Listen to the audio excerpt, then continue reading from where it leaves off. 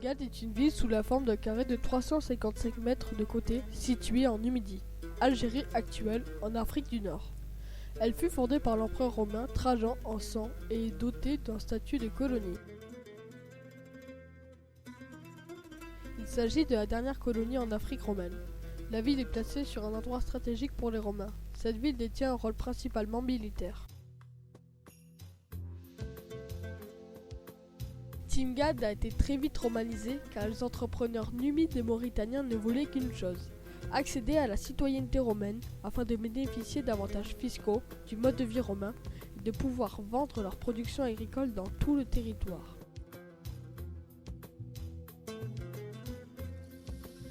Après le début de la romanisation à Timgad, les habitants des alentours ont été rapidement attirés par cette cité car elle liait une partie de leur culture ancestrale avec la prospérité et le mode de vie romain. Le fait que les habitants des alentours se convertissent à la citoyenneté romaine était doublement bénéfique pour l'Empire. Cette technique permettait d'agrandir les rangs de l'armée romaine, car pour devenir citoyen, il fallait être un homme libre et avoir fait 25 ans de service militaire. De plus, la conversion à la citoyenneté romaine permettait d'accentuer la romanisation dans le secteur nord de l'Afrique.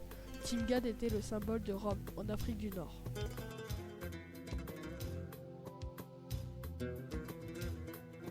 Le mode de vie politique était aussi similaire qu'à Rome. C'est une démocratie locale. Les élections de magistrats étaient annuelles. La curie, lieu où se réunissent les magistrats, était autour du forum, qui ce dernier se représentait sous forme d'une place.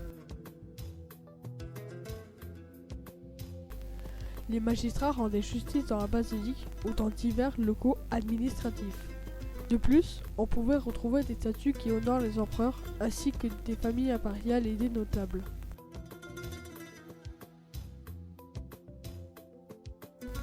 À l'arrivée des colons, l'environnement a été drastiquement modifié en un très court laps de temps. Les maisons étaient toutes de la même taille, elles étaient faites de cette manière afin d'assurer l'égalité entre tous les citoyens. Le système de canalisation était plutôt avancé pour sa localisation géographique. Création de toilettes publiques, canalisation souterraine qui parcourt toute la ville, etc.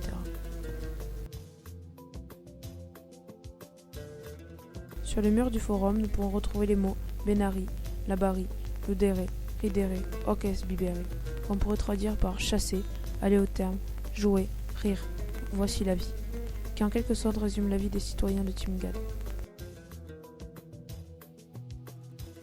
Tous les bâtiments publics étaient financés par les impôts des riches, appelés évangélisme.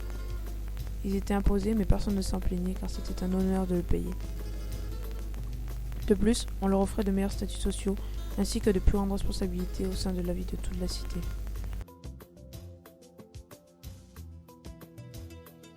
Le peuple croit aux dieux berbères, puniques et romains. Pour preuve, les stèles funéraires étaient ornées de ces multiples dieux. Cette cité était principalement habitée par les vétérans de guerre et leurs familles. On pourrait comparer cette ville à un lieu de vacances. On peut noter que l'économie de Timgad est centralisée sur le divertissement et le bien-être de la population.